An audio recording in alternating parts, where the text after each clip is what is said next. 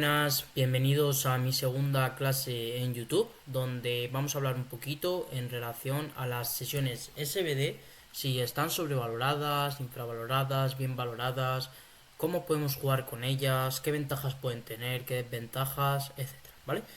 Entonces, bueno, iniciando esta segunda clase, primero en relación a un poco en qué consiste las sesiones SBD, por si alguien que está aquí no lo sabe, que lo dudo bastante, simplemente consiste en concentrar la sentadilla, la banca y el peso muerto en la misma sesión. Es algo de lo que estamos haciendo esta clase o de lo que se habla mucho porque últimamente es una tendencia muy popular y actual, partiendo sobre todo que se ha puesto muy de moda por la corriente francesa, donde vemos lives o vemos levantamientos por Instagram donde hay franceses que hacen SBDs con un RPE muy alto y por tanto se ha puesto un poco de tendencia o de moda, y también bueno, es un poquito una corriente americana que se ve desde hace mucho tiempo, ¿vale? La realidad es que estas sesiones SBD se pueden programar de muchísimas formas. No necesariamente tiene que ser una single RP10, ¿vale? O RP elevado. Ni siquiera tiene que ser un movimiento de competición, puede ser otro movimiento, se puede enfocar de diferentes maneras, se puede colocar en el calendario de diferentes maneras, no necesariamente tiene que ser típico SBD a final de semana, etcétera. Entonces, bueno, eso lo iremos viendo un poco y iremos hablando de todas las variaciones o toda la variabilidad que tiene la programación en torno a las sesiones SBD. Por tanto, una vez que ya sabemos que las sesiones SBD es concentrar la sentadilla, la banca y el peso muerto, ¿qué beneficios nos puede aportar realizar este tipo de sesiones? Lo primero y el beneficio principal por el que se suelen hacer SBDs es por aportar el meet skill, que es como repetir un poquito o exponernos a una simulación de lo que vamos a hacer en competición, para poder generar adaptaciones y bueno, una vez vayamos a competir estemos adaptados a realizar este tipo de situaciones. Sobre todo, el principal beneficio hacia lo que queremos dirigirlo es en dos aspectos: la fatiga y la recuperación, de las cuales ya hablaremos posteriormente en el tema de desventajas. Pero la idea es que cuando nosotros compitamos estemos adaptados a esa fatiga que requiere un SBD porque ya lo hemos practicado varias veces durante la temporada. También la idea es un poco que estemos ya adaptarnos a esa recuperación o a esas demandas que vamos a necesitar para recuperarnos y llegar al peso muerto en unas condiciones óptimas. Si lo hemos practicado de forma previa y vemos que sí que nos recuperamos, pues vamos a llegar a competición con buenas sensaciones, ¿vale? También tiene muchos otros beneficios dentro de este Meet Skill, que no únicamente tienen que ser por parte del entrenamiento, sino por horarios. Sé, por ejemplo, cuando voy a competir, qué día y a qué hora, pues intentar adaptarlo para estar acostumbrado. También a nivel nutricional, intentar introducir las comidas previas a SBD para yo el día de la competición ya saber qué comidas he hecho normalmente y cuáles me han sentado bien a nivel digestivo y me han aportado la energía suficiente, etcétera, ¿vale? Esto es principalmente el beneficio que más utilizamos o que más diríamos que usamos el SBD, pero para esto realmente no necesitamos que esa sesión SBD sea una sentadilla de competición, una máquina de competición y un peso muerto de competición a un esquema de repeticiones de single, sino que para esta habilidad específica, simplemente con introducir SBDs a distintos esquemas de repeticiones o con distintos slots, ya lo vamos a conseguir, porque ya nos estamos adaptando a esa fatiga y a esa recuperación intrasesión, ¿vale? Entonces, no solo introducir esa single RP10 los viernes en sentadilla de banca y peso muerto.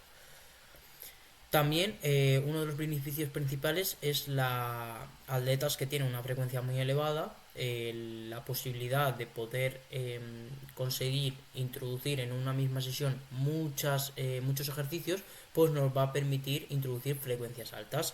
Si nosotros nos vamos hacia una frecuencia 3 de peso de sentadilla y una frecuencia 2 de peso muerto junto a una frecuencia 3-4 de banca, si nosotros entrenamos 4 días, 3 4 5 días a la semana, probablemente exista una sesión de SBD porque es, por así decirlo, lo que más se acomoda en términos de recuperación entre sesiones, ¿vale? Si nosotros intentamos en una alta frecuencia tener las sesiones que sean lo más cortas posibles, va a obligar a que tengamos que hacer sesiones muy seguidas, ¿vale? Entonces esto no nos interesa. Por tanto, para poder separar la sesión de sentadilla primaria con la secundaria y la terciaria, y al igual con el peso muerto y la banca, pues me va a tocar concentrar sesiones en días, ¿vale? Entonces, levantadores los cuales hacen mucha frecuencia, como veis en pantalla, por ejemplo, un levantador que haga frecuencia 3 de sentadilla, banca de frecuencia 4 de banca y 3 de peso muerto, pues al final puede incluso hacer 3 SBD semanales, ¿vale? Que luego se puede intentar a nivel de split, intentar hilar para buscar que no haya tanto SBD, sí, por supuesto, ¿vale? Entonces, la cantidad de SBD semanales que hagamos también va a depender puramente de la frecuencia que hagamos. Si nosotros hacemos frecuencia 2 de sentadilla y 1 de peso muerto y 3 de banca, probablemente a nivel de frecuencia no necesitamos hacer SBD. Quizás podemos hacerlo porque nos aporte otro tipo de cosas, pero por la frecuencia no fuera necesario. A mayor frecuencia, mayor cantidad probablemente existan SBDs en tu programación. Y luego el tercer beneficio va a ser el factor mental, ¿vale? Que nosotros durante la temporada, y esto ya no solo en el picking, sino durante la temporada en general o durante el último macrociclo, los últimos tres cuatro bloques previos a la competición, pongamos un SBD generalmente a final de semana, puede generar un factor mental a nivel de motivación, de entender muy bien nuestro esquema de entrenamiento, de saber cuándo hay que ir focus y podemos, por así decirnos, gestionarnos el hype. Si nosotros tenemos sesión primaria de sentadilla el lunes, luego el miércoles tenemos una banca primaria y luego el viernes un peso muerto primario, al final son como 3 días donde vamos con el foco muy puesto. Sin embargo, si nosotros tenemos bien marcadas las prioridades y tenemos, por ejemplo, un SBD con todas las sesiones principales a final de semana, nos va a permitir entender el funcionamiento del resto de las sesiones para poder llegar bien a ese día principal, ¿vale? Y poner el foco y tener esa motivación máxima para que haya una tendencia positiva de rendimiento o encaremos las sesiones de una forma eficiente, ¿vale? Entonces, esa sesión importante a final de semana o a principio de semana, esto ya depende, la idea es que se repita durante los bloques, ¿vale? Va a ser una ventaja muy alta a nivel de entendimiento en el esquema. Pero bueno, esto realmente hay atletas que no lo demandan y que no lo necesitan, pero que puede ser una ventaja bastante interesante. Ahora vamos a hablar un poquito de, una vez viendo estas ventajas que nos pueden ofrecer las sesiones SBD, vamos a ver un poco qué desventajas nos pueden ofrecer. La primera va en relación a la fatiga, ¿vale? Y esto es un poco, nos contradecimos, ¿no?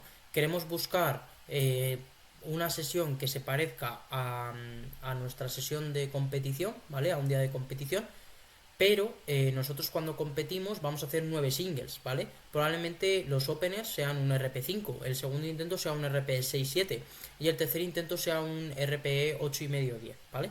Entonces, si nosotros sumamos, hacemos realmente 9 singles que si hacemos la media de la carga interna, ¿vale? Nos va a producir un stress index realmente bajito, ¿vale? La realidad es que cuando nosotros hacemos SBDs, quizás fuera de un picking, ¿no? Quizás en un picking sí que hagamos una single y luego un trabajo submáximo de backup, depende del atleta, ¿vale? Pero durante la temporada, quizás nosotros, nuestras sesiones SBD de final de semana estén compuestas de entre 10 y 20 series. O sea, hemos pasado de 9 singles a 9 series. Y a lo mejor el RPE o la carga interna media de esas series es más elevada, porque a lo mejor tenemos un 5x5 RP 7, 7,5 en squat, luego un 4x6 en ramp up hasta RP8 y luego un 3x4 en ramp up hasta RP8 en DL, por ejemplo.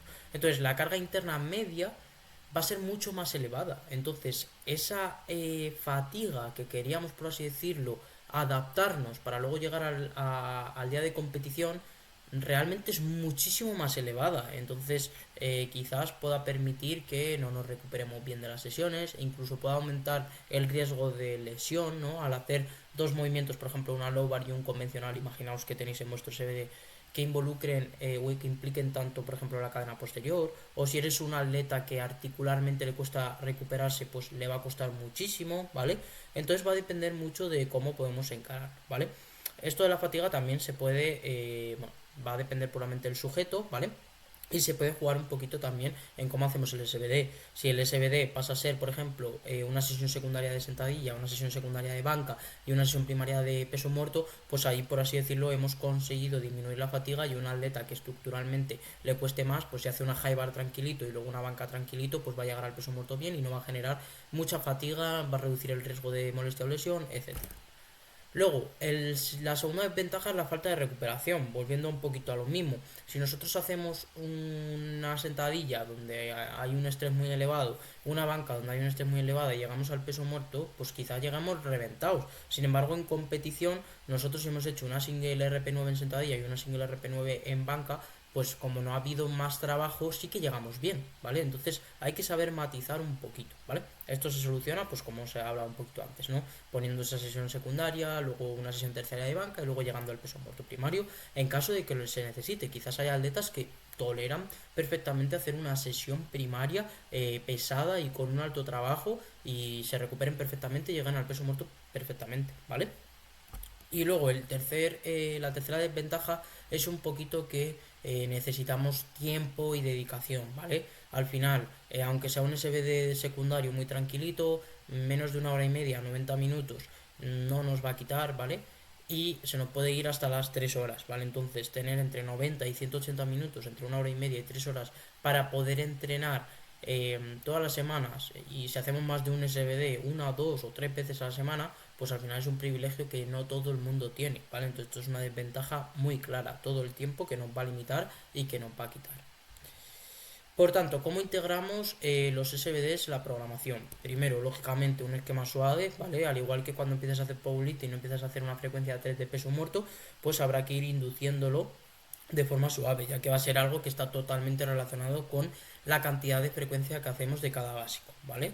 Pues primero lo lógico sería no que en la base de nuestro entrenamiento no haya SBDs, luego ya podemos ir introduciéndolo, podemos jugar un poquito con la prioridad de las sesiones, primero que sea de secundarios, luego a lo mejor con el tiempo tenemos más frecuencia y tenemos que hacer dos SBDs, es un poquito ir introduciendo.